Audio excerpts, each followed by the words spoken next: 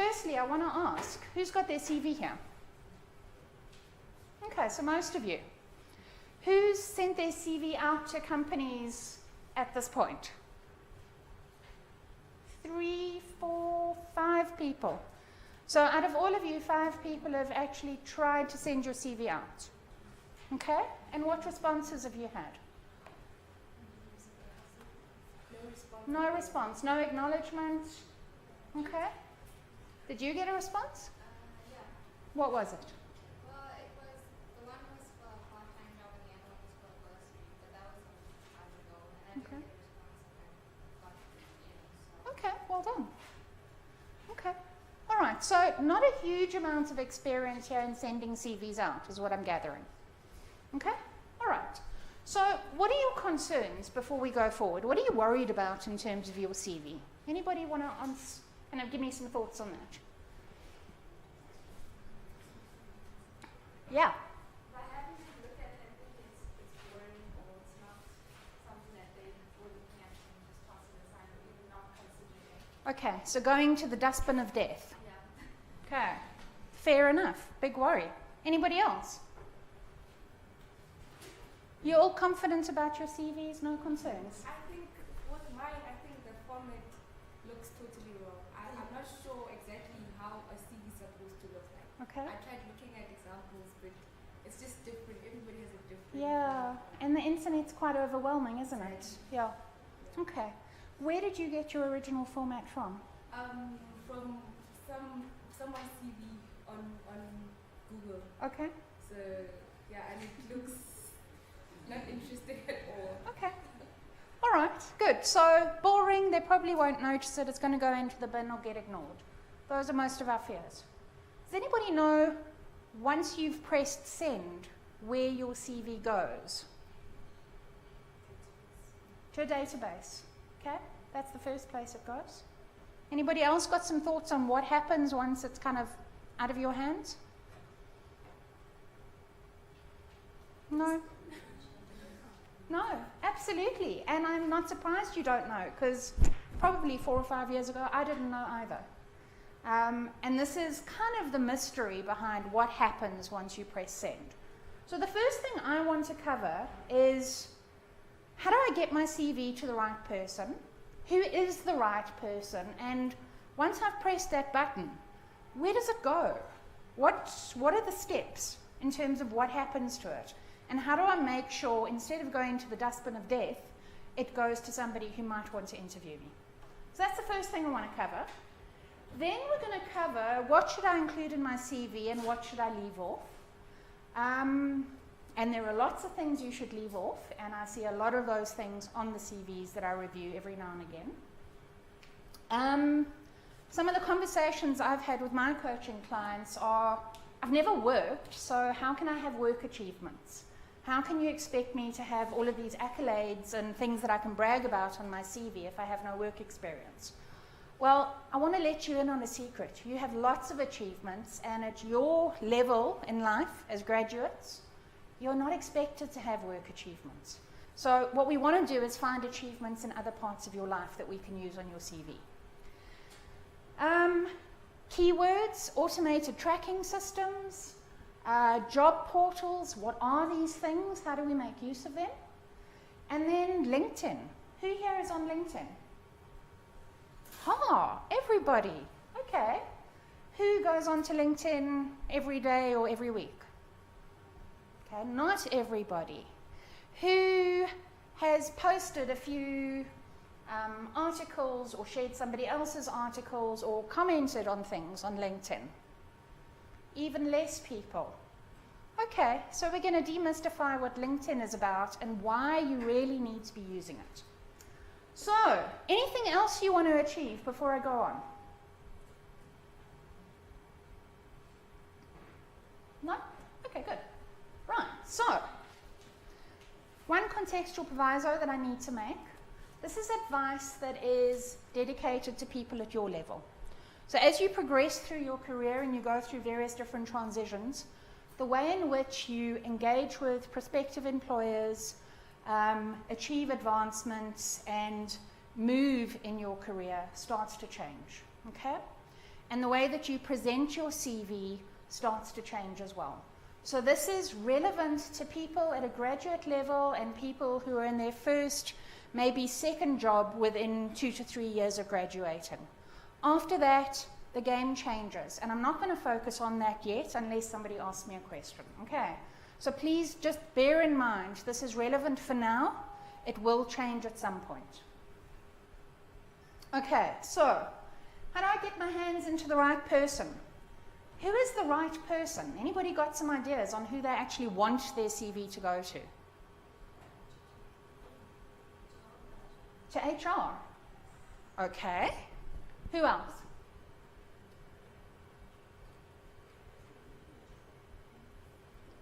No? No real ideas on who you want to see your CV? Okay? Yes, okay. Who's that person? What's their position in a company? The boss. Okay, what does the boss do? What else does the boss do? Okay, let's see if there are any other suggestions. Yeah. Okay. Okay, so head of department. Okay, head of what department? Okay, all right, so we're starting to specify into a technical area. Okay, anybody else? Okay, the answer is you want to get your CV into the hands of the technical professional that is going to work with you.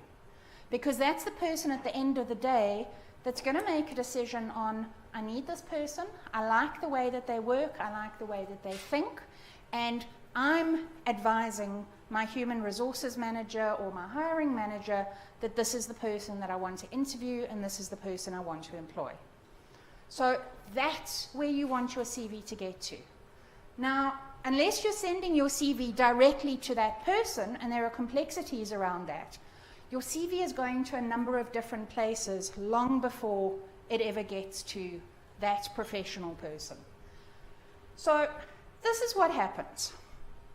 You've got two main methods of getting your CV to a company.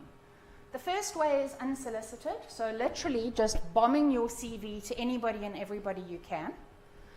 The second way is responding to solicited requests for CVs. So responding to adverts, responding to people who've personally said to you, I want to see your CV, please email it to me at my personal address. Okay? Under the solicited CV approaches, you know there are job portals. So South 32, Anglo-American, SRK Consulting, all sorts of companies have job portals that you can submit to. Some of them let you submit whether they are advertising or not. Some of them don't. Then you've got human resources departments, okay, or hiring managers that you can just bomb your stuff to. And most of those people, you can find them on LinkedIn or through a bit of research on the internet. You've got recruiters, so DAV, who else are the recruiters? There are lots of different recruiters, can't think of all their names right now. And then you've got technical professionals who you might have met at some event and you just send your CV without them asking for it. Okay? And the other one we've talked about, so responding to adverts and people. Now, this is my version of the flow chart of what happens when you send your CV in an unsolicited way. So again, what I mean by unsolicited is you've got your generic CV, you have no idea what opportunities are out there, but you're doing what I did 20 years ago and sending 50 copies of your CV out to every single place that you can find. Okay? You are putting it onto things like PNet and Careers24 and all the various other online portals. You're sending it to every recruiter you can find in the telephone book or on Google. You're sending it to the HR departments, and you're sending it to random people that you can identify from people that you've connected with. Now, when you put it online onto a CV portal, PNet, Career24, any company's websites, what they're looking for are keywords. So who understands what keywords are? Any thoughts? Yeah. So keywords are usually specific words that are related to a job that algorithms Yeah. use to find and put you in places where they need you. Yeah, absolutely. So you are at the mercy of an algorithm, a bot, that's basically scanning every single CV that goes into this portal and says, I'm looking for geologist, 5 years experience, South Africa, coal. And if your CV doesn't have those words on it, it's going to be ignored. It's going to, at the bottom here, we have 3 options. The dustbin of death, because once it's in the dustbin, it's going to do nothing for you ever again. We've got, it gets stuck in a database somewhere and sits dormant in cyberspace, so really not doing anything unless your keywords come up. And it's going to interview. And that's where you want to be. Okay, so if you are submitting your CV through anything online that's going to land in a database, and you're doing it in an unsolicited way, the chances are you're going to end up in the dustbin of death or in dormancy, unless you have very, very, very clear keywords, and there are lots of adverts that are related to the keywords that you're coming up. Okay, does that make sense? Okay, so this is the bombing approach. It's wide reach, but not great effectiveness. Okay? If it does match up to keywords, the people who go and search those databases are recruiters. Every single recruiter has a subscription to PNet, Careers24, all of the various different databases. And before they do anything, they go there these days. Okay? So they will go into those databases and they will search again with keywords for what they're looking for. So you might come up in their searches, and if they're searching for a company who has a particular position, your CV might get sent to the hiring manager, who might then have an opportunity and might send it to the technical professional that you want to see it. So lots and lots and lots and lots of steps and lots of opportunities to end up in the dustbin. You get that? Okay. You can also send your CV directly to recruiters. Now in my day, that's what we did. We looked up all the recruiters in the industry and we posted our CVs to those people. These days, you email your CV. But what is the big question that recruiters are asking? It's on the board, so it's not too difficult. Can we make money on this CV? Recruiters make money from placing you with companies. They don't want to waste their time and effort. So if they look at your CV and they go, I'm not going to make any money on this, straight to the dustbin of death. Okay? And often, because we're talking about unsolicited, most recruiters these days don't even accept emailed CVs. Okay? At your level. Why? Because there are thousands of you. Let's be honest, okay? How many people in this room? 30? Okay? How many people on this campus? 10,000? How many people collectively at all the universities in South Africa? Probably got 100,000 people who, at the end of last year, were looking for jobs, and at the end of this year will be looking for jobs. So there's a big base. So again, sending your CV to recruiters is a very indirect way of getting to the technical professional. Same for the HR department, whose key question is going to be, do we have a vacancy and do we have a budget? It's very possible that they have a vacancy, but they might not have money to actually fill that vacancy at the moment. Then they're going to ask, do we have a recruiter who's filling this vacancy? If they have a recruiter already, they can't accept your CV because they have a contract with a recruiter. So the final person that you can send an unsolicited CV to is the technical professional, the person who you want to be your boss. Okay? And that person has 2 choices. Either send it to my HR department, because those are the procedures that we follow, or actually, I'm going to take an interest and look at it. Okay? So that's the reality of unsolicited CVs. Is there a take-home point that anybody's getting from all of this? Any thoughts? Yeah. Yeah. Keywords. Keywords. Okay, so first take home point. Keywords, definitely. Second take home point. Yeah. The higher you aim, the better your chances. For Yes. instance, in this case, if you aim to you send a CV to a technical professional, the higher your chances of getting a job. Perfect. Okay. Yeah. You mentioned that it's a question. You mentioned the issue of keywords. How do you decide on the best keyword to use? Fabulous question. Okay. So, how do you determine what keywords to use? Go and look at job adverts. Go and look at the industry that you're interested in, the companies that you want to work at, and the jobs that they're advertising. And whether you're applying for those jobs or not, what you're getting by doing that is finding what are the things that they specify they're looking for. And if you can match what they're specifying in your CV, honestly, of course, not they want 10 years experience and you go, okay, well, let me put 10 years experience. That's not how we do it. If you can match what they're looking for and you make sure that those words appear in your CV, you've got a much better chance of the bots and algorithms finding you in this unsolicited database route. Okay. There's another take-home point that I want you to get from all of this.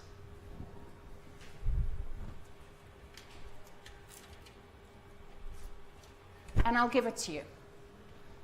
If the only approach that you're taking in finding a job is through unsolicited approaches, you are almost certainly, I don't know why I'm speaking, you're almost certainly going to strike out on all of this. So I really need to impress upon you very, very carefully. You have to be trying to find as many ways as getting your CV, A, to the technical professional, but B, building relationships. So that when you send your CV to a technical professional, they know who you are, or even better, they've asked you for your CV. Okay. I cannot impress this on you enough, and you're at a stage in your careers where you're still studying, you have time to start building those relationships.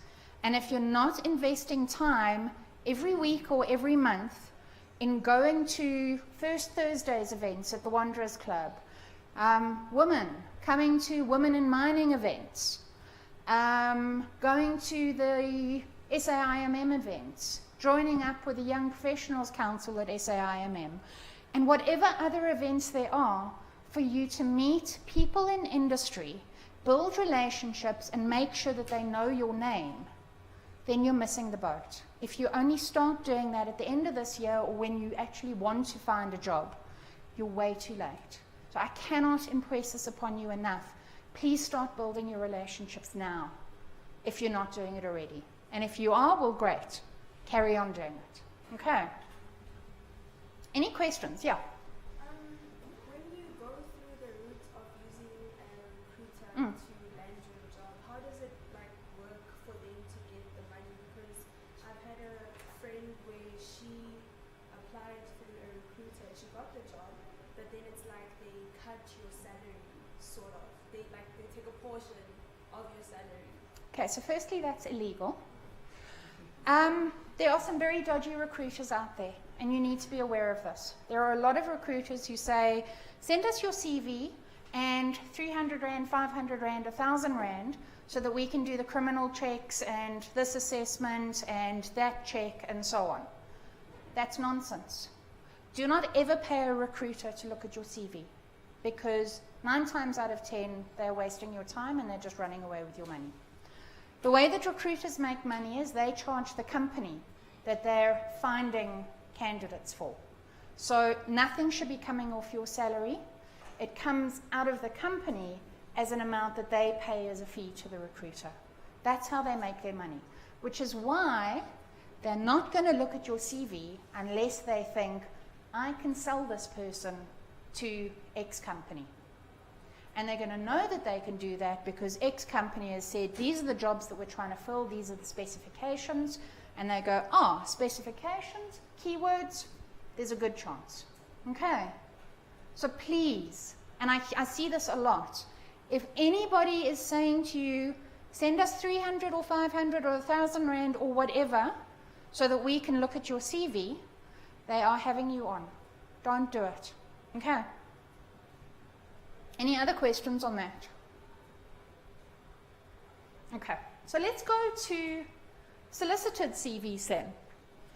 So it makes a lot of sense. If somebody's asked for your CV and you're responding to that request, you already have a higher chance of your CV being seen than if you're just randomly sending it out to everybody, right?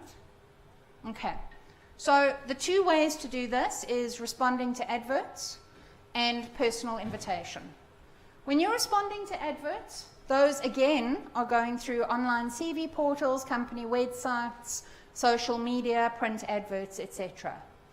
And the same question is going to come up in all of those. Do your keywords match the job?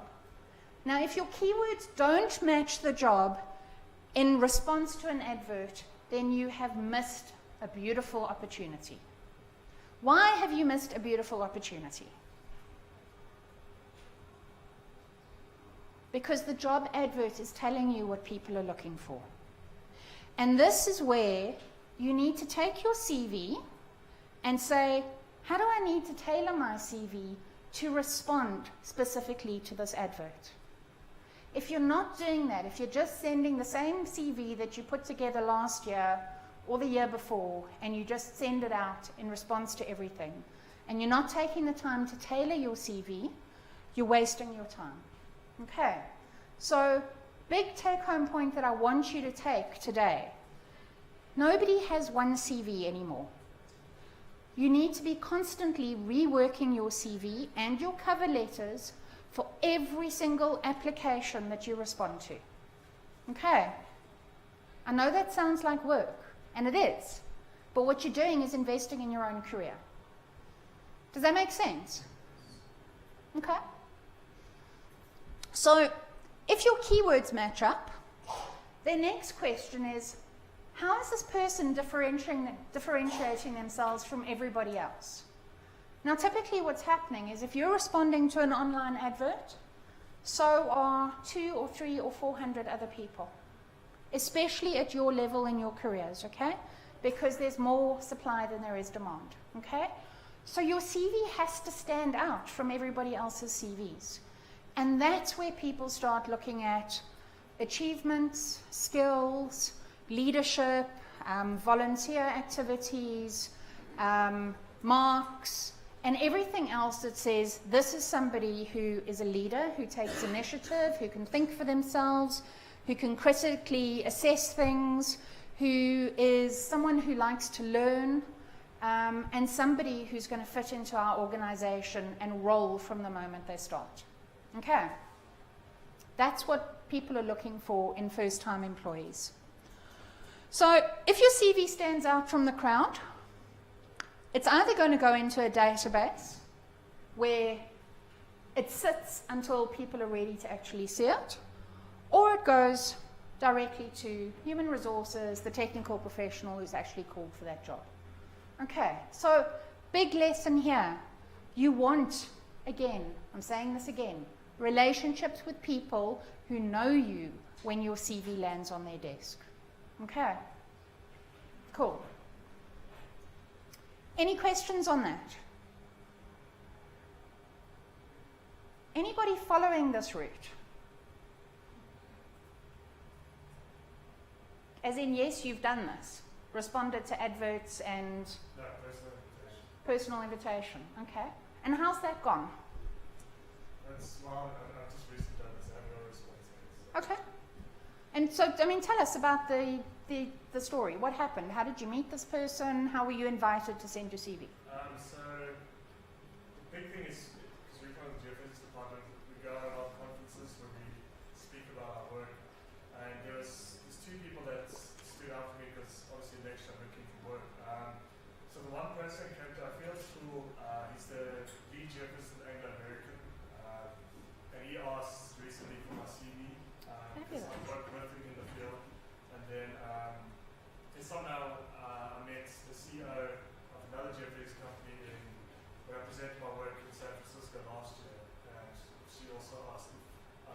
my degree, I should send it directly to them. That's great. Well done, and good luck with that. Thank you. Okay, excellent. So, do you have a plan on following up with those people in the next couple of weeks, or are you now sitting back and waiting? Yes.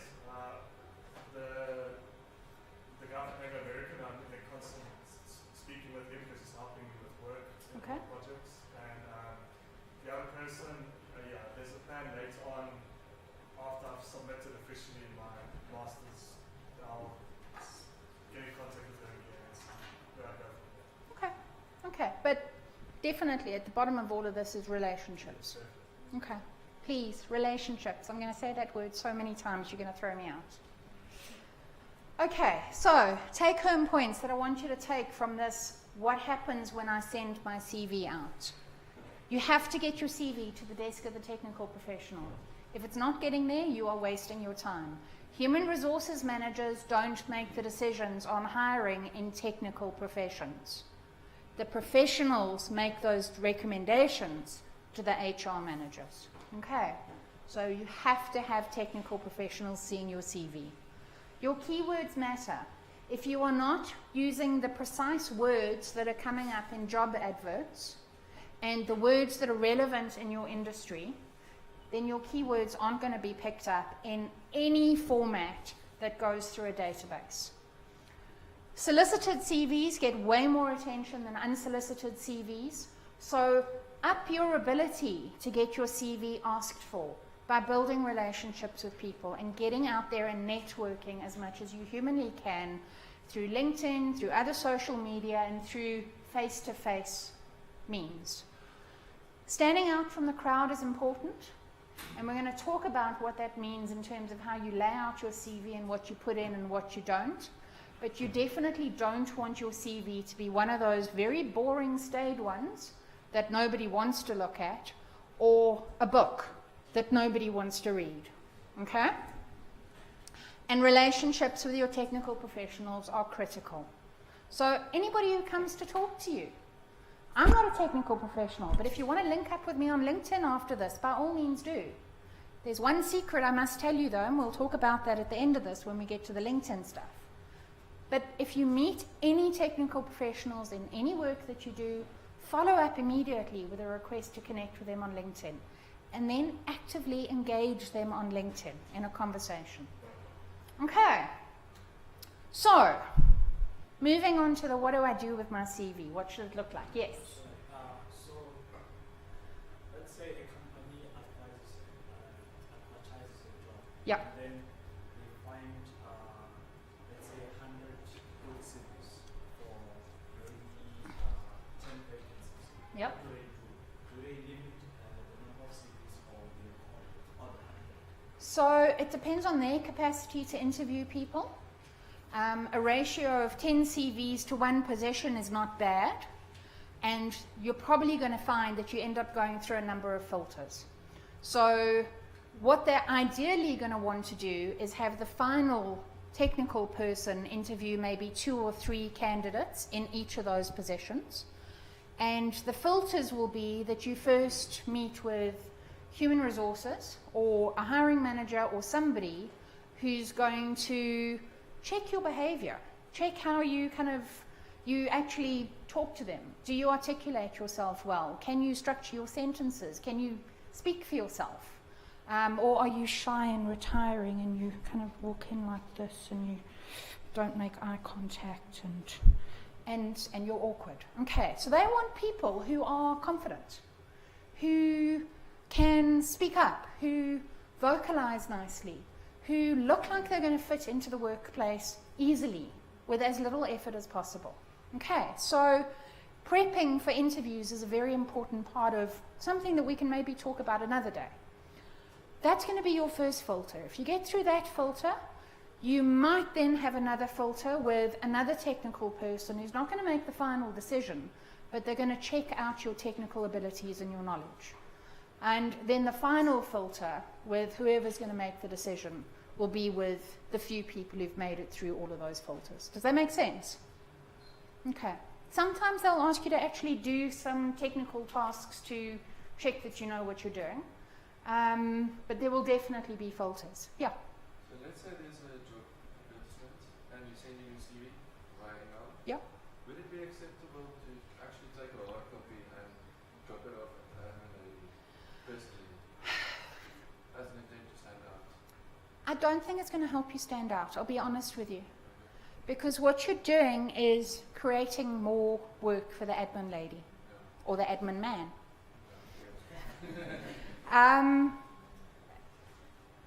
Because then she or he has got 2 documents now to look at and got to balance, is this the same as that one? Is it the same version? And now I need to track this and maybe I need to scan it. If they've asked for you to email it, email it. If they've asked you to email a CV with no references, no supporting documents, 2 pages only, email them 2 pages only. If they ask you to fax it, and there are still companies who want things faxed, fax it, don't email it. If they've asked you to deliver it by hand, deliver it by hand. But I promise you, if you don't follow the instructions that they put into these things, it's the first filter for saying, this person doesn't follow instructions, into the bin. Okay? Yeah. Is it important to follow up? Let's say you submit your CV and then you follow up and say, I submitted on X, Y, Z tomorrow. I would say follow up after 2 weeks if you've heard nothing, and if you hear nothing after that, don't bother.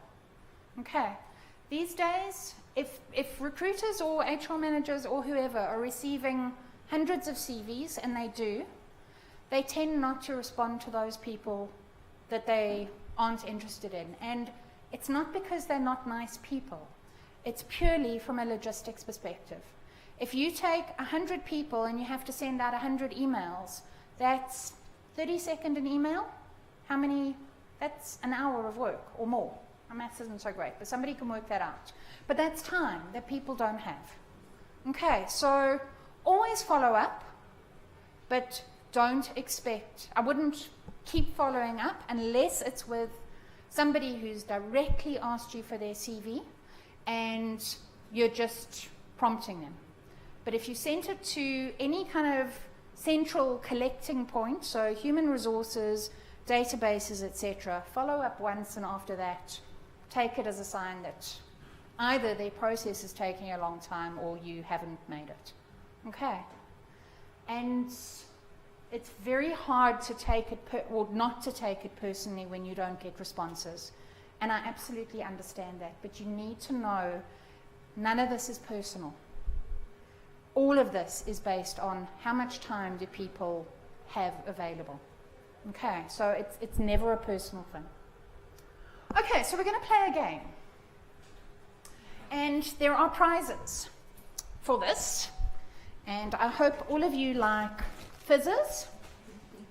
And I've never seen 5-star bars before, but 5-star bars. And I'm hoping to give away as many 5-star bars as possible. But my prediction is that I won't be giving away too many of them. Okay, so everybody stand up.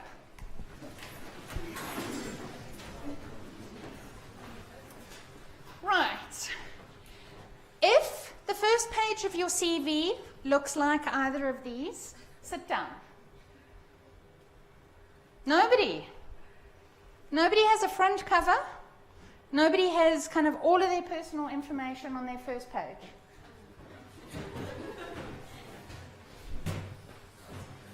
Okay.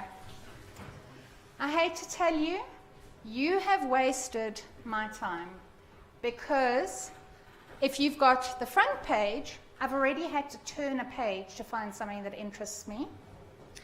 If you've got all of your personal detail and all of your contact details and your postal address and your residential address and your driver's license and how many children you have and whether you're married, you've wasted my time too, because I've had to look through that to find something that interests me.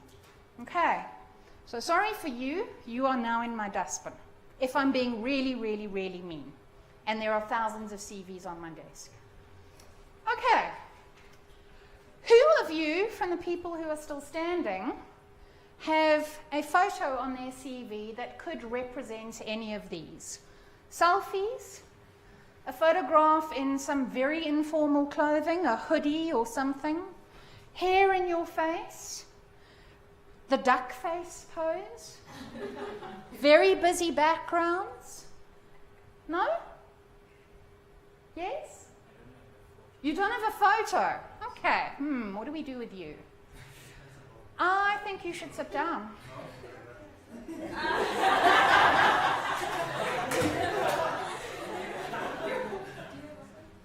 You're kidding me. None of you have a photo on your CV. So we have one person left. I've still got lots of questions to ask. Okay, well, as the last person standing, you get a 5-star bar. Well done. Let's see how long you can stand for. Okay. Is your CV more than 4 pages long? No? Okay. Is it here? Come, I want to see your CV. Okay, so. Okay, we've got a photo. Doesn't look like the front pages. It's 3 pages long. Okay. Is your CV written in full sentences and lots of paragraphs? What do you say? There's 1 or 2, but mostly it's bullet points. So easy for me to scan through. Okay, so I'm still interested.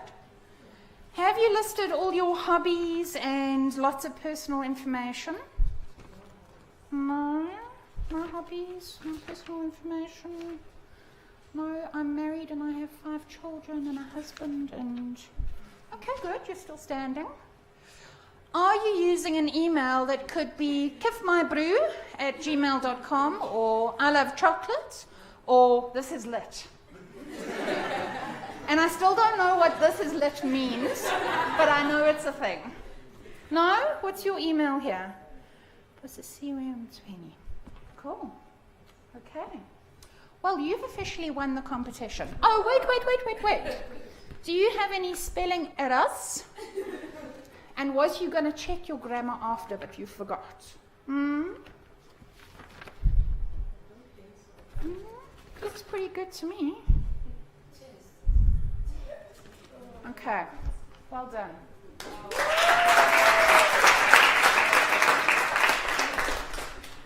You have a chance of getting through all of the filters. Not all of the filters, but the key filters. If you have all sat down on the basis of just those questions, most recruiters are not going to go too much further. So those of you who didn't have photographs on your thing, that's not the end of the world. But in South Africa, people like a photograph because what does it do? What do you think the photograph helps decision makers with?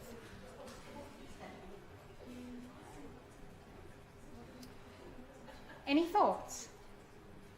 Yeah. People judge you according to how you look. Like, let's say you have like dainty hair and whatsoever, or maybe you want to be working on someone like that rather than to have like the hair tied, looking neat and nice smile. But they can actually tell a lot about the person that is speaking. Yeah. So in our country, where we have a lot of diversity, we have a lot of, for me, difficult to read names. And for you, my name is not entirely clear on whether I'm a man or a woman. I've had lots of letters addressed to me as Mr. Brian Liber. Where we're never entirely sure whether this person is going to pitch up looking presentable or not, or is going to roll in like this. Your CV, with your hair neat, nice kind of clear face, smiling, so looking approachable, clean background, and wearing something kind of fairly formal, gives a sense that you've bothered to take a decent photograph. It also clears up for anybody what gender you are, if they're not sure. And unfortunately, in South Africa, sometimes it comes down to a race question as well. And that's not to preclude people, but there are a lot of black people, colored people with names that don't sound black or colored anymore. And there are a lot of CVs that are being kicked out on the basis of name. So John Smith or Eugene Markham, and actually those were people of color. And if there'd have been a photograph there, the recruiter would have very quickly known, actually, this is somebody that I want to talk to. So that's the harsh reality, okay? So put a photograph, yeah. Sorry, just a fun anecdotal, I don't know about fun. So I've worked for a while in South Korea, and there it's so heavily biased to you looking good Yeah. that parents actually pay for plastic surgery as a graduation present. So you look better in your CV photo. So it is not that bad here in South Africa. South Korea? Wow, okay. No plastic surgery for your CV photo, please. Okay, for the rest of you, you can share out the fizzes. There we go. So that's your consolation prize. And we might have a few more 5 stars just now. There we go. There we go. Okay, so what this means to me is that we should actually carry on with the workshop, because we do need to talk about what to put on a CV. So, important fact for you to know. On the internet, there's a stat, and whether it's 6 seconds or 6 minutes is irrelevant, but there is a stat that says, on average, your CV is going to be given 6 seconds before a decision is made to keep it or toss it. 6 seconds. Okay? That's not a lot of time to make a first impression. If it's 6 minutes, it's still not a lot of time to make a first impression. So what does this say to you?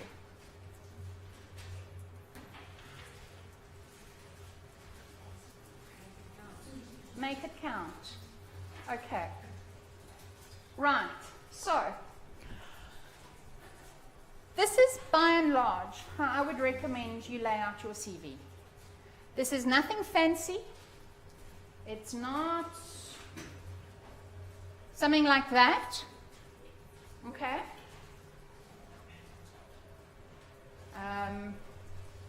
This is 2 pages, and I would recommend at your level, sorry, I will talk you through it. And this is on my website, so you can go download it. But I will talk you through each of the sections. It's nothing fancy, but what it does is in a very short space of time, give the recruiter exactly what they need to know in sections where they can scan and find the information. Okay. So the key components of this are, on your first page, that is your prime real estate. Now, if you ever read a newspaper, they always put the most important stuff that they want to sell the newspaper on page 1 above the fold. Okay? So when you see a newspaper on the stands at wherever you shop, you will always see the most important story that they want to grab everybody's attention is on that front part of the fold. Okay? Because that is prime real estate. If nobody looks further than that part of the newspaper, and that's what catches their attention, they're going to pick it up. Okay? And they very quickly make a decision, I'm either taking this and reading it, or I'm not. So the same principle applies with your CV. You want the most important information on the first page, and definitely, as far as possible, at the top part of your CV. So the important part is, firstly, your name and surname, a photograph, nice, neat photograph, smiling, looking approachable, and then your profile and career objectives. And just above your profile and career objectives, your phone number, your email address, and your LinkedIn URL. That is all you need to give as contact information. Nobody cares about your postal address or where you live. And in fact, these days, you might be putting yourself at risk by telling people where you live. Okay? You might be putting yourself at risk telling people that you're married and you have children. The amount of personal information that people can take and use to their advantage is scary. So, phone number, email address, LinkedIn profile. Because even if your phone number and your email address don't work anymore, they can still find you through LinkedIn. Okay. Then you want to tell people a very short synopsis of who you are, what you've done in your short lives, and what it is that you're hoping to achieve. Okay? So imagine this. I'm a recruiter. I've got a box full of CVs on my desk. They all have those front covers that you all had.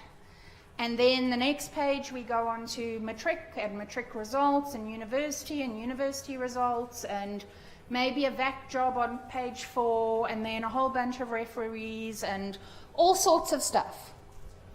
I get to the end of that CV, and if that person hasn't said to me, this is a summary, this is my executive summary of who I am, I've got to make a whole bunch of assumptions and interpretations on reading all that information to figure out who you are and what it is that you need me to know. Okay, so this profile and career objectives thing is critical. Who has a profile and career objectives section on their CV? No. Few of you do. Those of you who don't, why have you not got it on? You don't know? I didn't know. Okay. Okay. This section is serving to give me a sense of who you are without me having to read lots and lots of information and interpret for myself. So in this section, if you can say, I've got a master's degree in X from the University of Witwatersrand, I've had VAC work opportunities at X, Y, and Z collieries or mines, or I've done some research in South Korea, and I've been the leader on Bridge the Gap, or I've been on the Students' Research or Representative Council, and I've done these things, that immediately gives me a synopsis of all the stuff that you're going to put onto the next pages. Okay? It also says to me, this is somebody who has some leadership qualities. They've put themselves out there and managed to get a few jobs. They have been to a different country, so they have some interesting things that they might be able to share with me. And they also know how to actually talk about themselves. Okay? What you also want to put in there are then key highlights of what you've achieved so far. And you want to link those achievements to your skills. Now, the key skills that anybody's looking for in a first-time employee are not, they don't expect you to be the kind of principal geologist or the principal anything. You're coming in your first job. So all they're expecting from a technical perspective is that you've got the right degree and that you've applied yourself in that degree. So that's your technical skills to one side. What they're looking for are your behaviors. So they're looking for evidence that you can lead yourself and that you've had some experience in leading others. If you've led a team project or led some team research or been the chairperson of your choir committee in the church or fundraised at your local school, or done anything that puts you in a position where you have to influence something. People are looking for that. They're looking for your ability to think critically and analytically. And in the type of studies that you're doing, that's already almost a given. But they're looking for evidence of that. They're looking for people who are lifelong learners, who have an attitude that I've got a degree, but I still have a lot to learn. And that my next step is going to give me the next stage of my learning. Okay? And they want to see evidence of that. So if every skill that you claim you have, I highly recommend that you find an achievement that goes with that. Okay? What does that sound like? When I say that, does that scare you or encourage you? Scares. Why?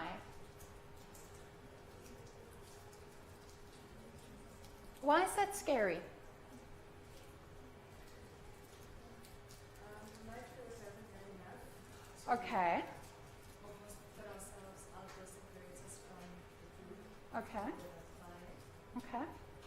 So you are making an assumption that what you've done relative to others isn't good enough. Okay? What if you just assumed that what you've done is what you've done and it's worthy of putting on paper? And took out all of these other people and just claim what you've achieved. Because what tends to happen is that when we make these assumptions that, well, I haven't done what that person has done, therefore what I have done is not good enough, and I'm not going to put it down on paper. What you're saying is, I've done nothing. Because that's what I, as the reader, am interpreting. If you put down no achievements, I'm going, well, this person has done nothing. But actually, you've done a lot of things in all of your lives, and I know this to be true. So you have to search within yourselves to find your achievements and put them on paper and forget about what other people have done. Okay? You want to put your, you need to put your qualifications on your first page, but there is benefit on page 2 or 3 in extrapolating in those qualifications. And what I mean by that is put the name of the qualification as a summary here, because that immediately gives me a sense you've got a master's, you've got an honors, you've got a whatever. And then when I turn the page, you can then go into, and I excelled in these particular subjects, and my master's dissertation was X, and these were the key kind of conclusions from it. That's extra information that I'm going to be interested in once I've finished reading page 1. Okay. If you put all of that onto page 1, you're missing the opportunity to summarize other things that I might want to see. Okay. So page 1, to sum up: name, surname, email, phone number, LinkedIn. Photo: your profile and career objectives, your qualifications, your skills, and then linked to your skills, your achievements. So as far as possible, identify achievements that reflect your skills and give evidence to that. Okay? Yeah? When it comes to your achievements or skills, something that you've done, like to what extent can you add something that you've done? Like, can I add something that I did in matric? or high Yes. school? Does that Yes. count? I don't know. It most definitely. So we're going to do an exercise on achievements. But you need to know you are at a stage where you don't have 25 years of work experience like I do. If I was to send out my CV with my achievements from matric, everybody would laugh at me because I should have had a few more achievements since then. But for you at your stage in your life, high school, matric, what you've done in your community, where you've volunteered, what you've taken initiative on, what you've done during university, in your various different courses, in your research and everything else, it matters. So don't discount stuff that you've done before your university years. You have to talk about it. Okay. Does that help? Okay. On page 2, 3, and maximum page 4, you can put more information on your academic history. So if you've got really great marks in some subjects, claim that on your CV. Talk about it. If you don't have such great marks, don't put it there. What you're wanting to do is attract, not distract. Okay? And the more stuff you put in there that can be criticized, the more you're distracting people away from the good stuff. So only put the stuff that's attractive. Okay? Then, if you have work history, put it there. Now, I need to emphasize, I've had a number of people come to see me who, on their CVs, look like they have no work history. But their assumption had been, I have no work history in the mining environment, therefore I have no work history. But actually, these were people who had been shop assistants, they had done internships at various different places, they'd done a whole bunch of admin work, One of them had started her own makeup distribution company. None of it was reflected because she assumed that it wasn't relevant. Now again, at my stage in my life, I'm not claiming my VAC work experiences. But at your stage in your life, you need to claim anything that you have ever done that could constitute work. Okay? Whether you've been paid for it or not, if it's been an internship, whether it's been volunteering, whether it's been paid work, whether it's been for 1 day, or 1 month, or 1 week, or 1 year, you put it down. Okay? And if you can, you talk about what you contributed and what you learned from that experience. Okay? So as I talk about this, are you starting to get ideas about extra things that you could be putting into your CV? Okay, good. And then references. Now, there are 2 schools of thoughts on references. You need to have references, but what you don't want is, firstly, your references to not know that they are a reference, okay? And secondly, your reference to be phoned by somebody not knowing what job you've applied for. So, my advice is, put on your CV references available on request. Because if you forget to tell your reference that you've applied for X, Y, and Z job, when they ask you who can we now contact for referrals, you can then go, oh, must tell that person, and here's a copy of my CV that I submitted.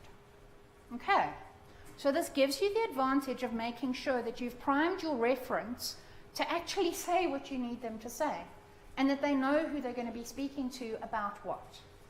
Okay. The second reason is so that your reference knows that they're a reference. What I would advise is use your LinkedIn as a place to actually start developing a set of testimonials. And anybody that you want to put as a reference to speak to your CV, you ask them to put a testimonial on LinkedIn for you as well. Because once it's on LinkedIn, it's there in a public space, and anybody who goes and searches for you can immediately see a third party has chosen to say something nice about this person. That's got to be more credible than me claiming I have all these references. Okay? All right, yes? For the references, what details are required? So, really all you need is the person's name, their position in the and company, and either a phone number or an email address, or both. And it's entirely your choice to put their details on your CV or not. As I say, I recommend you don't, because it gives you the ability to control the process. Okay?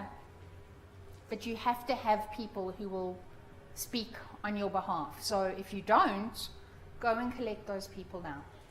Yeah? Do you have to add how they were related to, not related, but how you work with them, so the person is your mentor or... So, yeah, you can do that. Just be aware that if information you put onto your CV is going to take you over 4 pages, then rather exclude it, and people can ask you the question. If somebody wants to speak to your references, you already know that they're interested. Then you can give them all the information you want about your reference. If you are short on information, then sure, pack it up a little bit with, these are the references that I have. Prof. Susan Webb wants to speak on my behalf, and she was my mentor, and this person who is important. Don't put your parents as references. Don't put your brothers and sisters as references. Don't put your friends as references. Okay? As far as possible, at your stage, if you've had a job or an internship or a mentor or anything like that, put those people and put academic references. Okay? No friends, no family, nobody who you can buy to say nice things. Okay? Yes? What's the required number of references? I would say minimum of 2. I wouldn't list any more than 3 or 4. It starts to kind of get bulky. So choose them carefully. If you've got lots of people that you think could be references for you, again, be strategic about this. And you might want to change your references depending on what job you're applying for. So there may be some people who are more relevant to a geology job versus another kind of job. Okay, so be clever about what you put down. Any other questions? Yeah. Would you say under academic institutes are advisable to make word form or full sentences? Elaborate on that. No full sentences. The only place that I would suggest you do anything close to a full sentence is in your profile. After that, as much of it, you want very short bullet points. Why? Because you want to be able to scan your CV with the eye. So if I'm having to read every single word and lots of words, I'm getting tired already. If I can scan it and I can find the words that I want to see, and it's not kind of jam-packed, dense, full of words, I'm going to find those words far more easily. So in the CVs that I write, I don't use any full sentences at all. I never say, Mary Jane or Mandy Jane has achieved XYZ in her life of 21 years. I will say, achieved XYZ. That's all you need to say. So cut it down. And use bullet points. Use short sentences. I wouldn't use too much color. So if you're going to use color to highlight something, use maximum of black and one other color. And we need to talk about these automated tracking systems. They pick up the simplest of typefaces. So don't do your CV in fancy curlicues and kind of cursive writing and anything fancy. Arial Unicode, boring as hell, but it's the best typeface to use for anything that's going through a scanning system. And the other thing that I need to mention for you is it's perfectly okay to have a CV that you take to the interview with you and a separate CV, so same information, but separately formatted for one that you're submitting into a database. Because the one that you're submitting into the database is formatted purely for this bots to scan it, okay? So you want no color, no fancy anything, no italics, no bold, no anything fancy. You just want it to be able to find the words that it needs to find.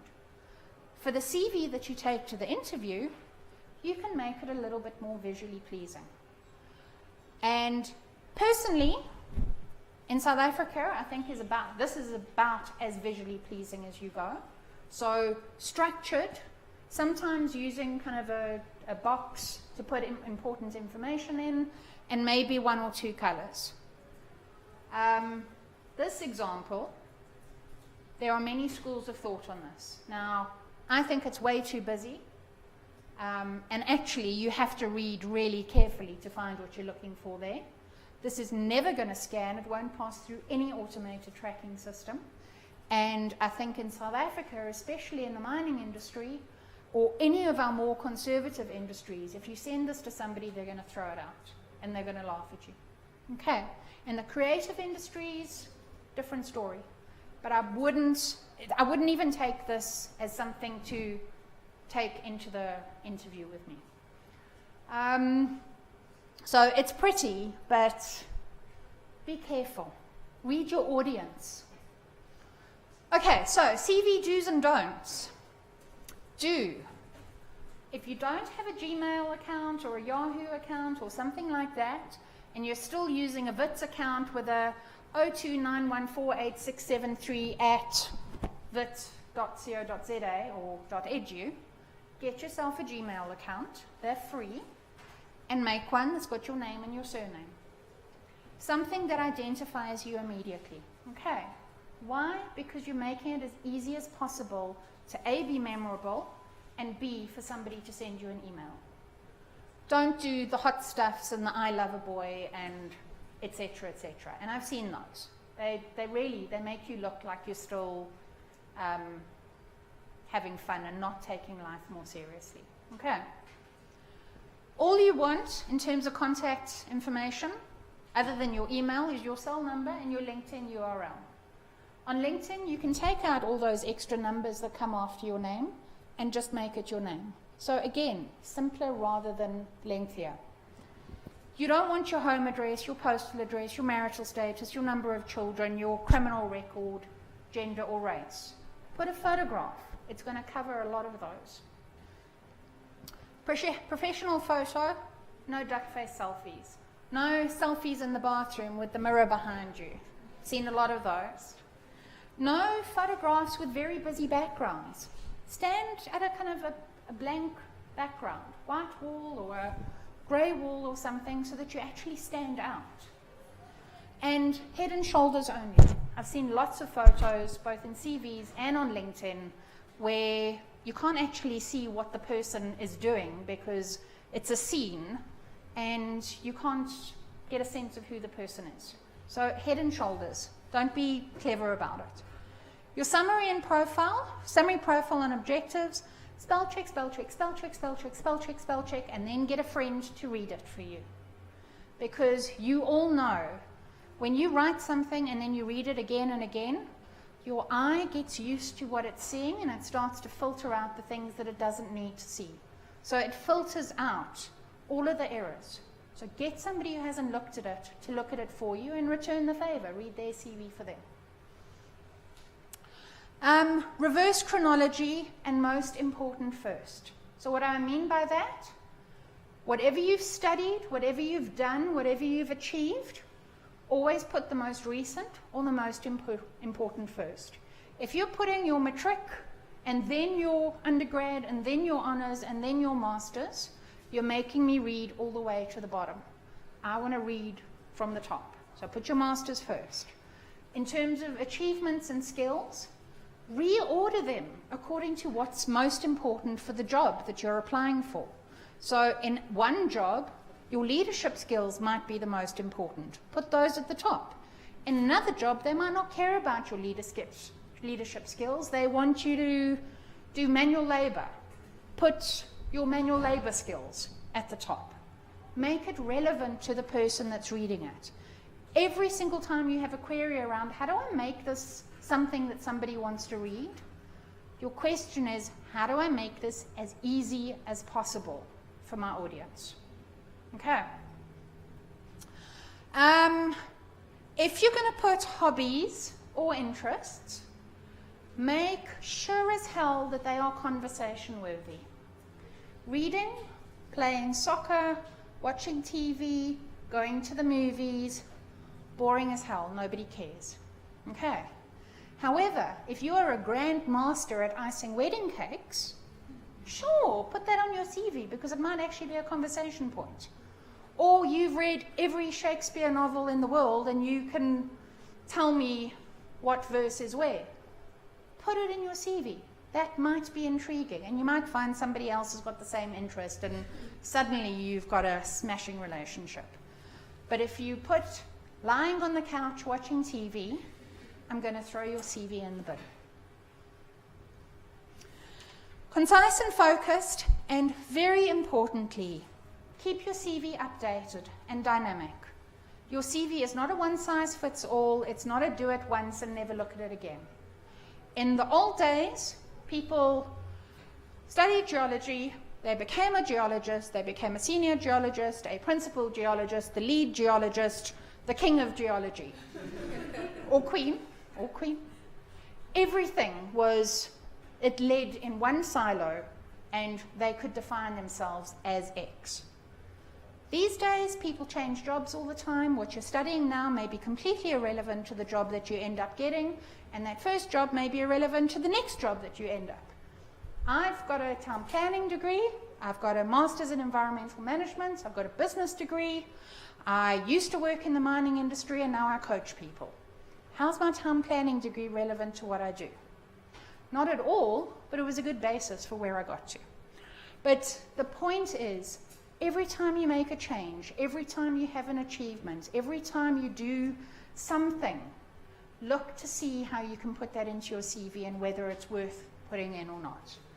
When you get your first job or your VAC job or a bursary or anything, put that into your CV.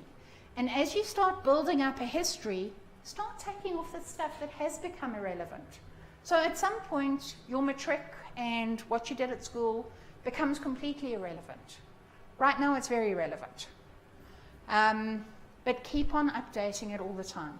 Because you don't want to be that person who gets caught kind of unawares. Somebody says, actually, I want to see your CV. And you go, I haven't updated it in the last 2 years. It still says that I'm an undergraduate and I haven't finished my degree. And I've seen lots of people like that who just treat it as a static thing. Okay, so a lot of us have said, I don't feel like I have good enough achievements to put onto my CV. So I actually want to do an exercise here with you.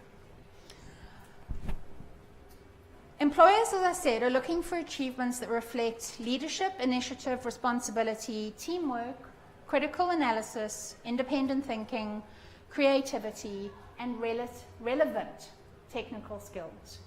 Okay? I want you all to pair up, and maybe I should do a demonstration with somebody. Who wants to be my guinea pig? Cool, come. Okay, so come have a seat here on the table. Make yourself comfortable. No, we're going to have a conversation. Okay, so what's your name? Yvonne. Nice to meet you, Yvonne. I'm Briony. Nice to meet you too. Okay, so what's the thing that you've done in your life that you are most proud of? Get into honors. Getting to honors. Okay. Why are you so proud of that? Because I thought I'd fail third year. Okay, you thought you'd failed third year. Okay. All right, so well done. That's great.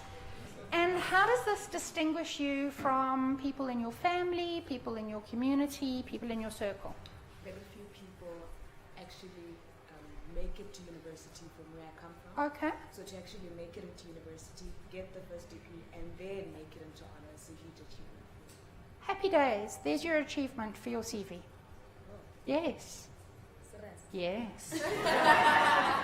Serious. Okay.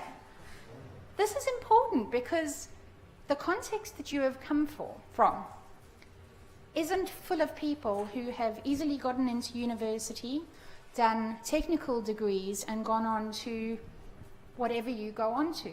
So you stand out from the crowd in your particular context. Claim that as an achievement. Okay. That's you taking leadership in your own life, taking responsibility in your own life, and developing skills that are relevant in the career that you want to go into. Okay, so that's your proudest moment. No, don't leave. What else do you want to put down as an achievement that reflects some of these things? I've been a youth leader at church for 5 years. Love it. Okay, youth leader at church for 5 years. So what does that reflect? It reflects the fact that I am trustworthy enough to be put into a position to lead other people. Okay. And what have you had to do in that position? Shout a lot. Okay, let's find the good in this. What have you had to do in that position? Plan events. Okay.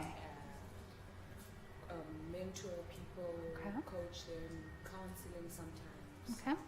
Pray a lot. Pray a lot. Okay. So plan events. So you have the ability to manage logistics and plan things and inspire people to come to those events and have those events happened on time at the right place. Yes. And everybody's been happy? Yes. Okay, good. So you can plan events. This is great. And you've mentored and coached youth within this group? Yes. Okay, so you give back to your community. You are seen as somebody that people admire and want to get advice from? Yeah, I don't know. Why does that feel so difficult for you? People admire me. Do Do people come to you for advice? Yes, a lot. Okay, why would they do that if they don't admire you? Because nobody else is willing to give them advice. Okay, so there's another achievement or a skill. You're approachable. You take an interest in the people around you. It suggests that you work well with others. Okay? All right, so is that a second achievement? I think it is, yes. Okay, how are you going to phrase that? Sure. See, English is the problem. Phrase it however you are comfortable. Sure, I'll have to think about that, like how to proper Okay. put that in bullet point because we don't want full sentences. Mm-hmm. Okay. So something along the lines of leadership through my role as youth leader in my church, 20 members in the youth group, 50, 100, 1,000, I don't know. Taking responsibility in organizing events and coaching and mentoring and giving back to my community. Not so hard, is it? Okay. Cool. Thank you. So you've got 2 achievements. I want to challenge you to find 3 more. Okay. And I want to challenge all of you to find 5 achievements to put on your CV. So pair up with each other. 5 minutes each way. Talk about something that you're proud of and what else you think you've achieved. Look into every realm of your life, not just university or school. What have you done in your communities, your families, your sports, whatever it is. Look for opportunities to have achieved something. And if you are at a loss for questions to ask each other, what are you most proud about? What positions of leadership have you had anywhere? What problem have you solved for yourself or for somebody else? Where have you taken initiative, taken a risk, taken a leap of faith, done something that's out of your comfort zone? And if I were to ask your best friend what you've achieved, what would your friend say? Okay. Pair up, have a conversation, 5 minutes each way, and then we're going to feed back, okay?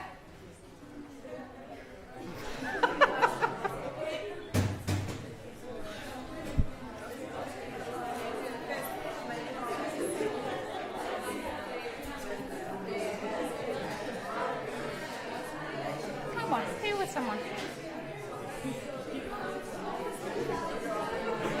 Oh, the 3 of you can go together. Perfect.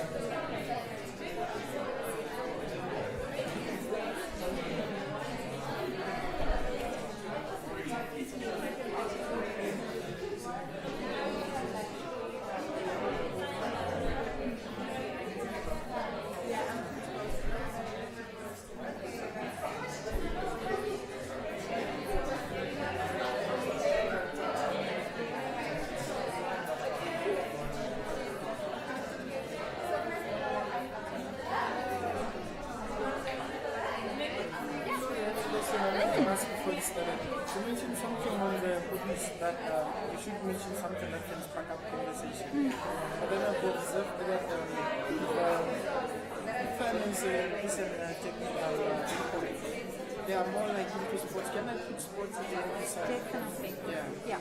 So if you think it's something that's going to help you with small talk at the beginning of an interview or in a conversation when you're meeting people for the first time, definitely use it as something that you're comfortable talking about that you think other people would resonate with.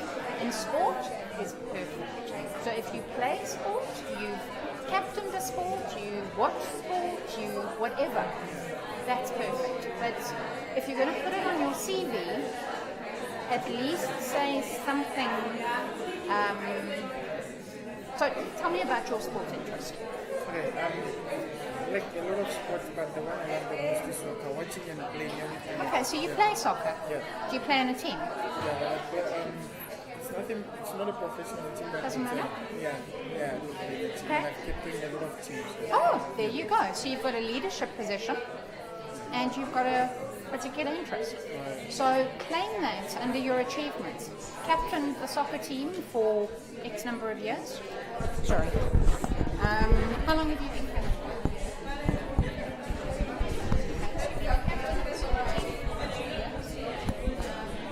That's great. So that's an achievement. It shows leadership and it shows responsibility.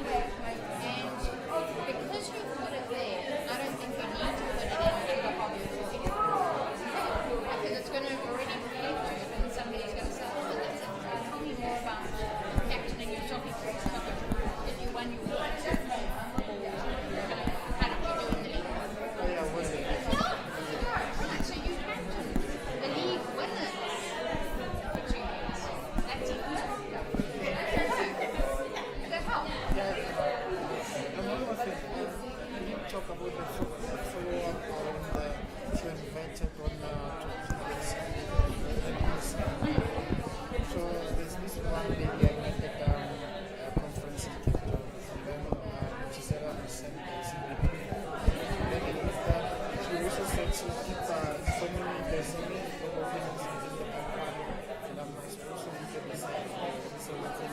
So I think that was been felt like an interesting thing.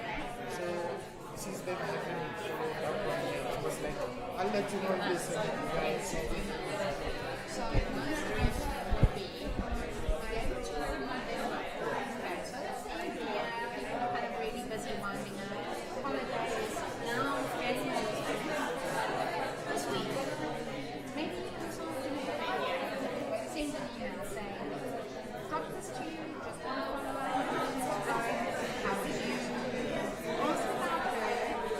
So whether her holiday is already blah blah blah blah blah. And just following up on my CV. Are there any opportunities? Is there anything that I can do to kind of make a difference?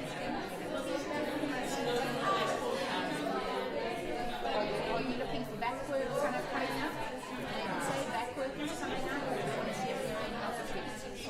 Okay, so it is like the weekend before in Dartford, so if she's going from Dartford, she might be busy. So today might not be the best day. Maybe kind of Friday next week when the Dartford is open. Opportunity to talk about in Dartford. So you might not have gone.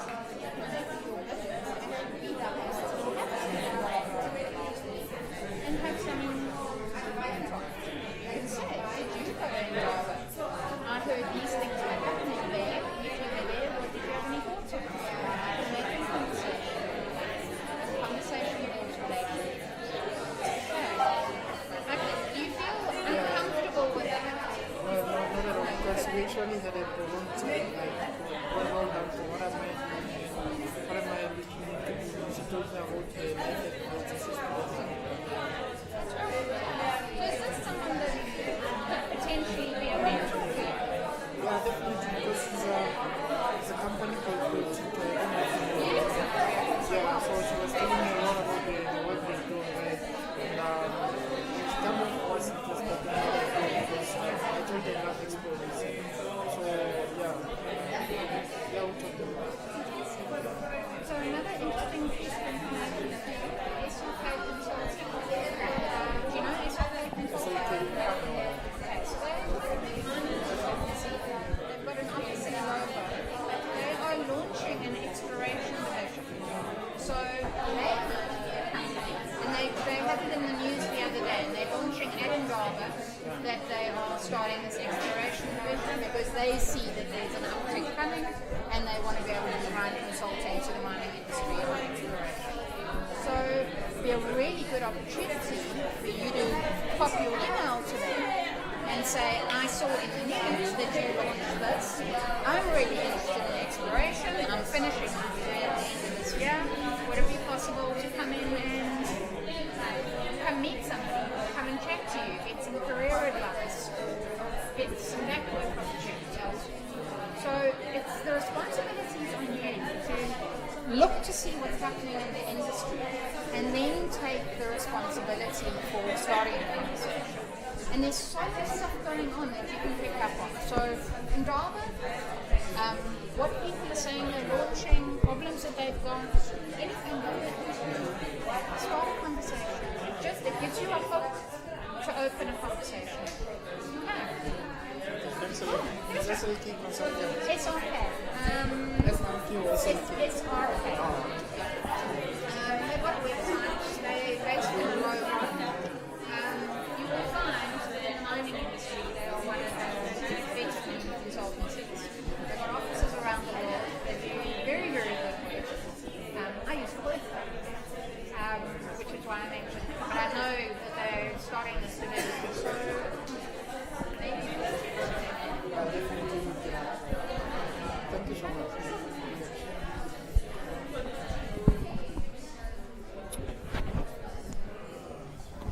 Okay, so are we still finding achievements? We're still finding, okay, should I give you another minute or two? Yes, lovely.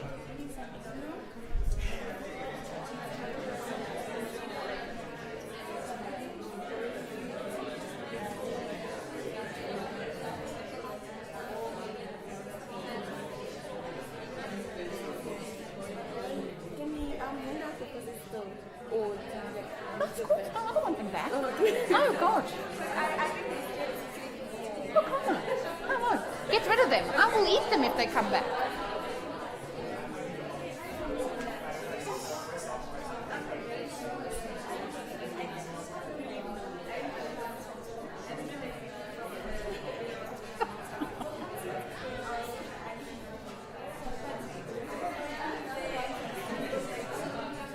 Have you got your 5 achievements?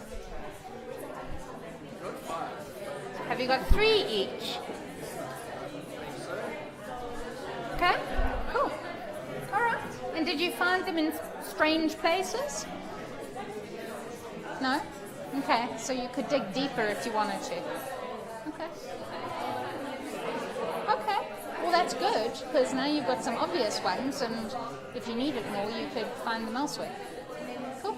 I'm a bit older, so I have noticed. I've done some stuff. Cool.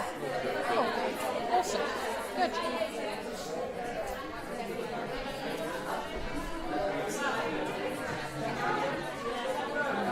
Okay, so guys, I do unfortunately need to cut this short because it's 20 to 1. I hadn't realized that. So obviously lots of chatter, which means lots and lots of achievements, I'm assuming. Okay?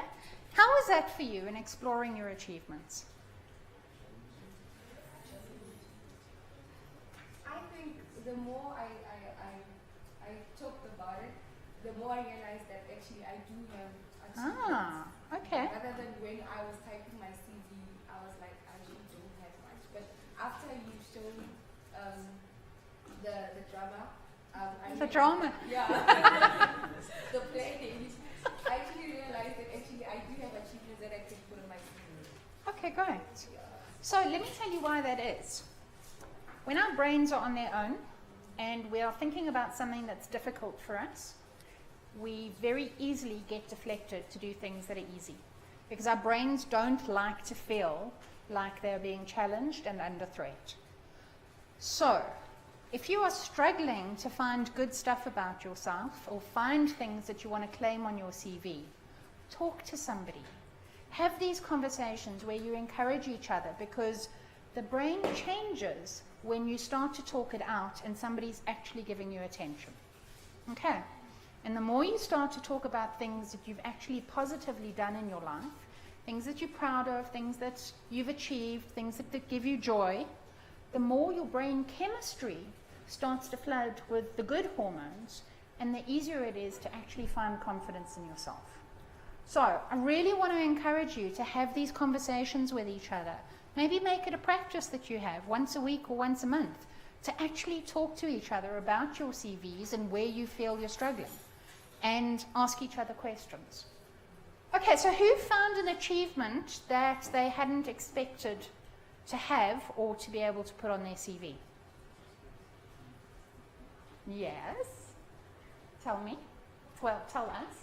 Well, I haven't really planned the stuff that I did, basically for my community, the stuff that I did for my church and my friends and relatives. So I think I could put in those things. Like, for instance, on my second year, I opened a tutoring program for the children that was traveling in maths classes, all the mental subjects. Oh. I didn't put that in my CV, and it was actually successful because 4 of those students actually ended up. Oh my God. So, tutored students who have now achieved X as a result of your leadership and initiatives. That's amazing. Great, claim it. Anybody else want to share an achievement they didn't think they could put on their CV but now do think they can? Anyone? Yes. Well, so my CV only had like things related to my study, but what big achievement is I started a non-profit organization to feed homeless people. Oh my word. Yeah, so that was a lot. That's awesome. Well done. Definitely put that on your CV. That's absolutely. Key point from all of this is you are not just your studies. And when you are working for a while, you are not just your work. Claim things that reflect your whole person and your other interests and things that have actually had an impact and contributed to your work, to your communities, to people in your environment, to your environment. Okay? So the last section is LinkedIn. How's it supposed to help me? What am I supposed to do on it, etc., etc.? Okay, so we have 15 minutes left. I'm going to try and be quick, but if we run over by a minute or 2 or 5, would that be all right? Okay. So all of you are on LinkedIn. Some of you are active, and very few of you actually kind of send stuff out and comment and write your own articles and stuff. Okay, so the equivalent of LinkedIn in the real world is attending a conference or a networking event. Okay? So many people looked at LinkedIn as something that you just put your CV onto and then forget about it. And that's pretty much how it was back when it first started. But it's become a place where you can network with people, where you can build relationships, where you can find people, and where you can share other people's content, but also your own content, and demonstrate your expertise, your credibility, your interests, and more importantly, your engagement in your professional life. What people love to see are people who are engaged in their lives, engaged in their careers, taking an active interest in driving their careers. So, if you're at a conference, you would be introducing yourself to people, you would be having conversations, you might be sharing a paper that you've written with them, you would be learning stuff while you're at the conference, you would be sharing your business card, and you might be meeting your future boss. Okay? Exactly the same stuff happens in LinkedIn. So if you can reframe your thinking around LinkedIn as, in real life, these are the things I would be doing, I can now do this on LinkedIn. That's going to change the way you actually use LinkedIn entirely. So it's your digital CV, first and foremost, all right? And it's a dynamic CV. You can update LinkedIn in real time, and everybody knows it. Every time you achieve something, every time you do something, every time you change your position, every time you contribute to an article, publish your dissertations, anything you can do, you can upload there.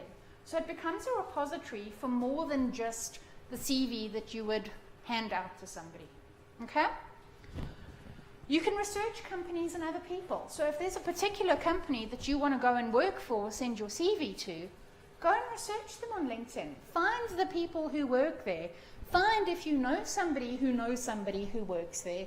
Ask them to introduce you and send a connection request. You never know. Somebody might actually answer, and you might actually build a relationship with somebody that then gives you an in to being invited to send your CV. You can follow up with people that you meet at real conferences. You are losing massive opportunities if you go to a real conference and don't follow up with people and connect with them afterwards. They remember you for a day or two. After that, they forget you. So within a day or two, or even the afternoon of, go and send those LinkedIn requests so that you are then in their face and then start a conversation. Okay. There is one trick, and we will get to that, that you have to use.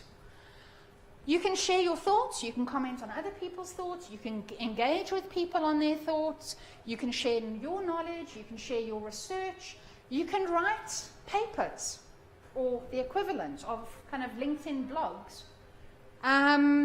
You can find jobs, you can be seen by recruiters, and you can learn from others.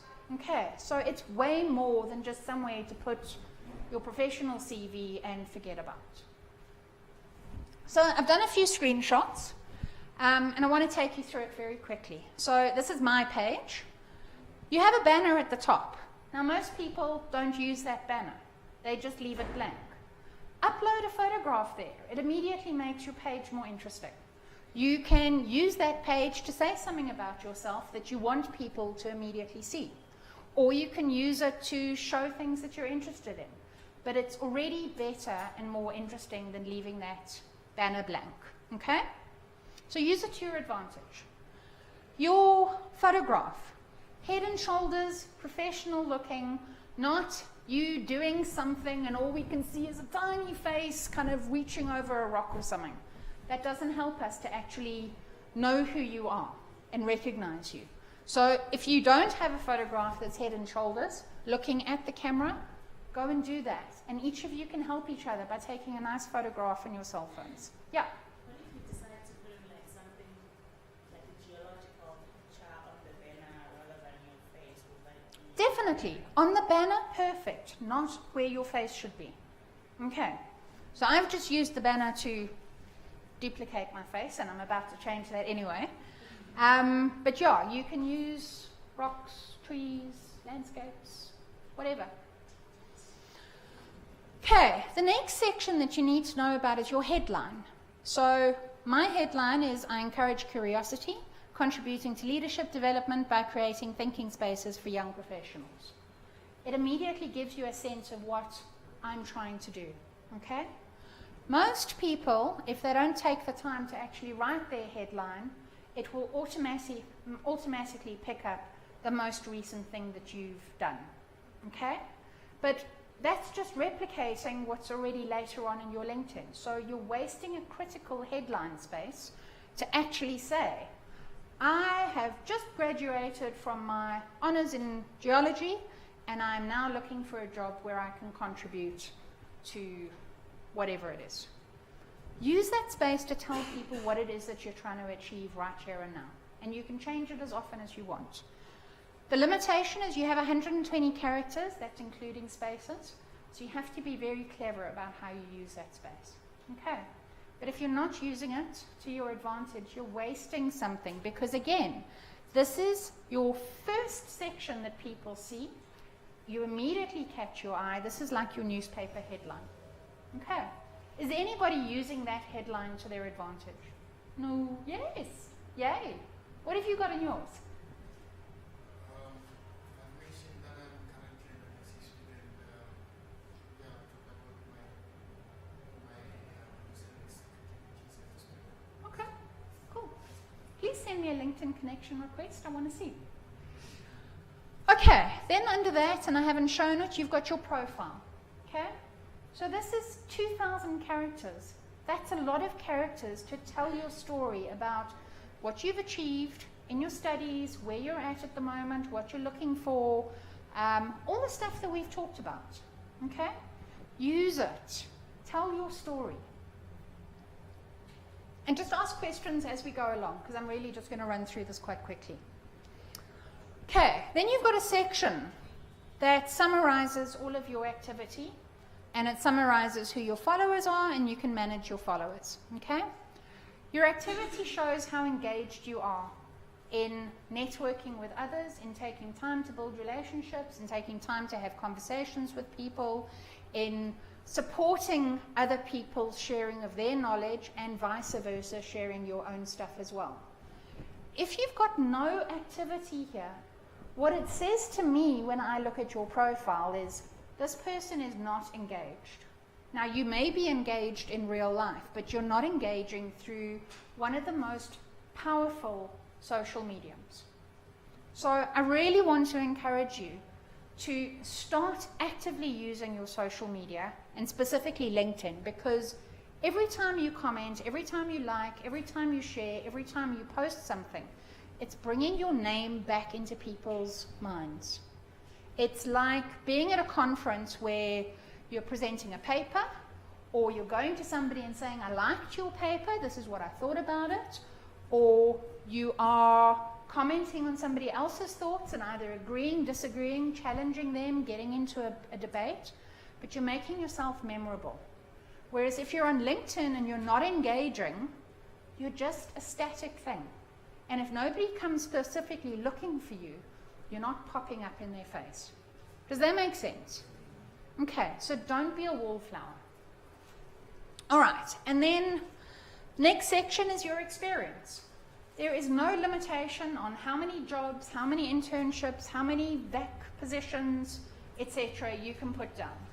The only limitation is that for every job that you put down, you have 1,000 characters. So you have to be quite selective on what you put in there. And as you develop more and more experience, you might find that you become quite limited in how much you can put here.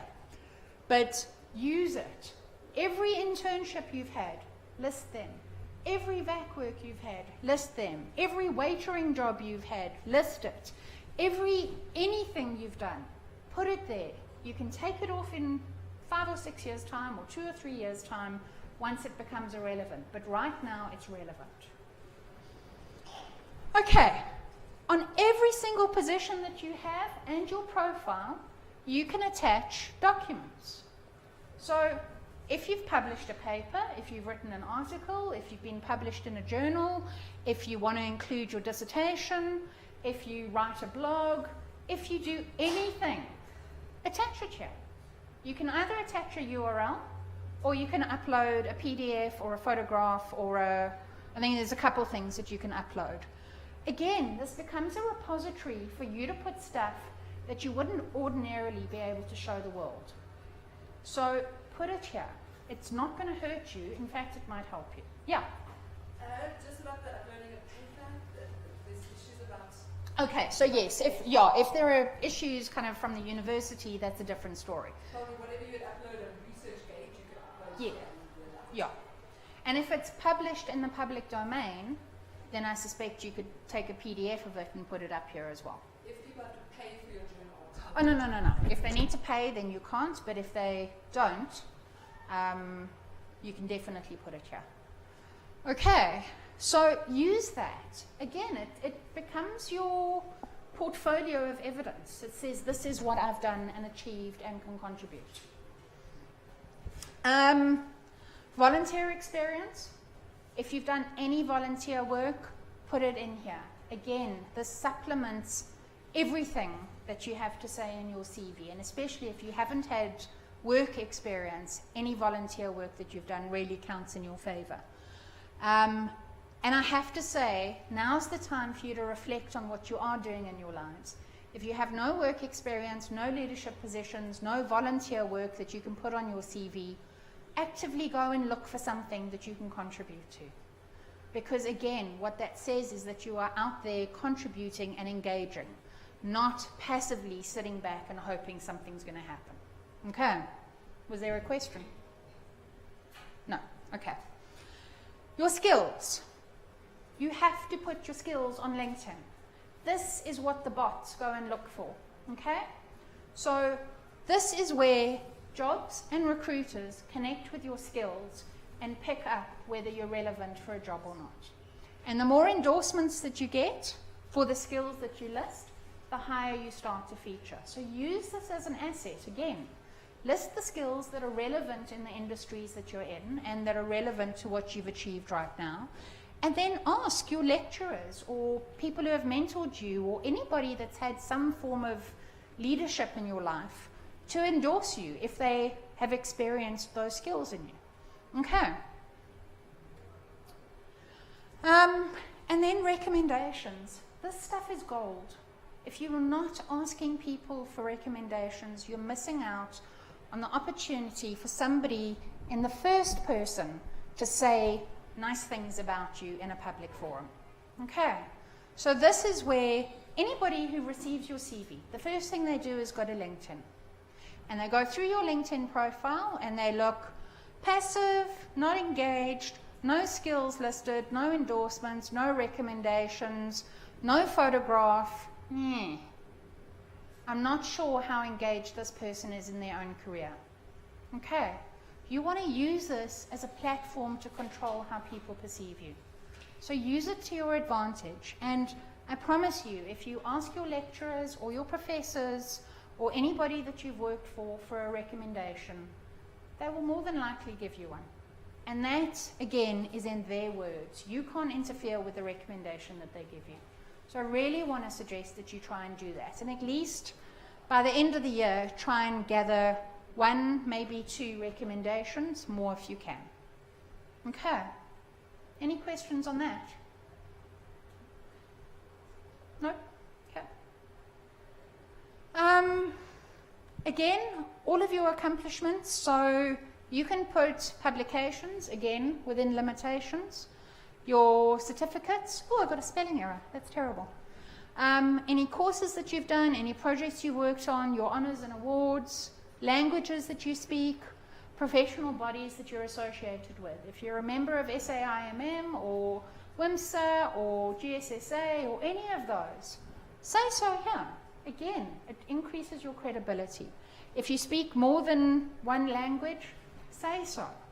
It gives you a sense of kind of broad diversity. If you've had kind of extra things that you've studied, you may have done some online courses or things outside of the university, put those on here. If you've had really great marks in particular things, you can put that on here too. Use this to your advantage. If you leave it blank, again, all it says to people is nothing's been done. Yeah.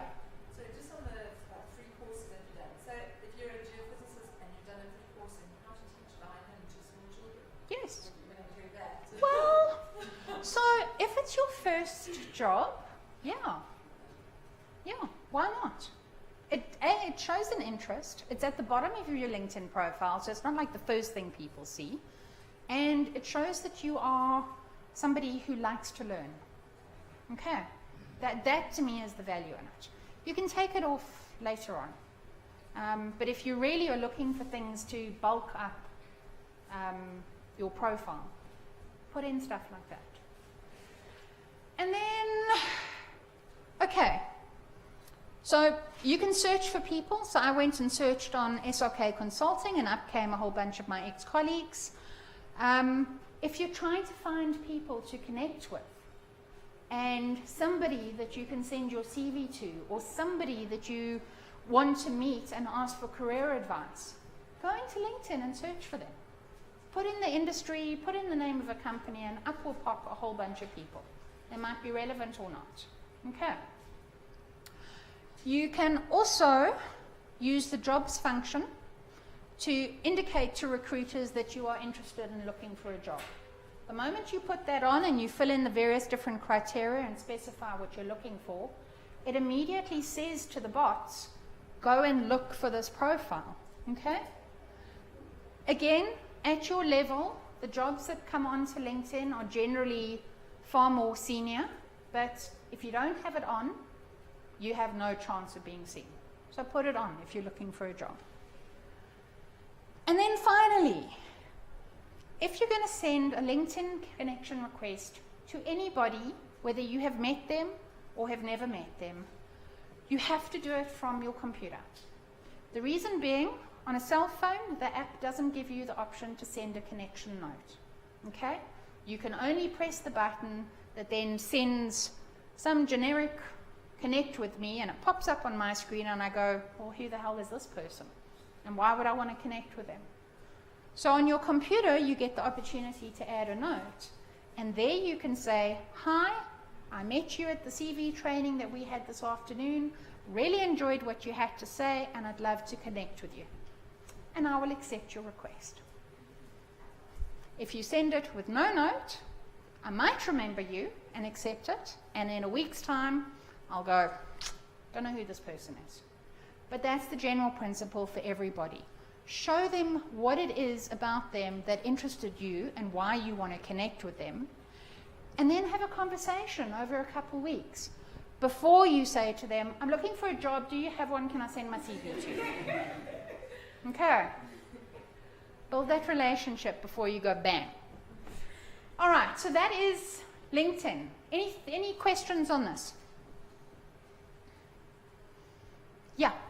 I have a question about when LinkedIn notifies you that somebody has checked your profile. Yes. Do you have to sort of follow up or send? Nice question. Very nice question. So you can. It's the equivalent of somebody walking up to you and going, okay. If you just stand there, well, I'm going to walk away. If you say to me, say something to me. Hello? Okay, good question. Why am I looking at you? Perfect. You can send them a message to say, hi, I saw you were looking at my profile. Is there something that I can help you with? Or is there something that you're interested in? Or would you like to connect? If it's some random person that you don't know in a faraway country in an industry that doesn't seem relevant to you, maybe not. But if it's someone in an industry or a company or a location that interests you, it's not going to hurt you to say, I saw you were looking, let's connect. Okay. Sometimes you can't see who's been looking, but when you can see, by all means, check them out. And if you like what you see, say, I thought your profile was interesting and this is what I'm doing in my life and might be nice to have a conversation. Okay. It's not a dating site, so don't use it for that. But it is definitely a place where you can develop professional relationships. Okay. Any other questions? Anything else you want to know about CVs or the process of sending your CVs? Or you're all exhausted and want to go for lunch? Yes. Okay, so final thing that I want to say to you is I have a website. On my website, you can join as a member for free. When you join as a member for free, you can download that CV template and interrogate it in detail. It's a PDF, so you can recreate then based on the principles rather than everybody having exactly the same looking thing. Second thing is I write a blog. My blogs are all about career issues and leadership and anxiety in the workplace and managing upwards and self-leadership and so on. If you subscribe to my website, you will get those blogs for free.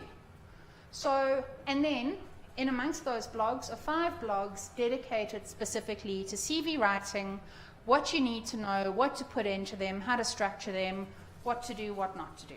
Okay, so please, I urge you, it costs you nothing except for your email, and hopefully your email will be joeblog@gmail.com, not chickslit. And yeah, then we can connect from there. I'm also on Facebook and I'm on LinkedIn. So if you want to connect on LinkedIn, that would be awesome. And if you don't, well then good luck, have a wonderful life, and thanks for listening.